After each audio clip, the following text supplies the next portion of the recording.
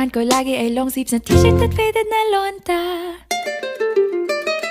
Pero noong makilala kita, nagbagong bigla ang aking timpla. Natutuwa ko na magpariban at mag-ahit ng kilay at least once a month. Hindi ko alam kung anong meron ka na sa akin ay nagpalambot ng bigla. Sinong mag-aakalang lalaki pala ang bibiyag sa tulad kong tigreng gala.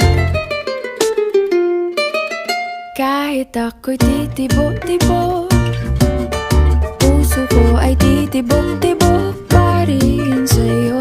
Isang halik mo lamang at ako ay tinatablan, at ang aking pagkababae ay nabubuhayan na para bang bulaklak na namumukadkad.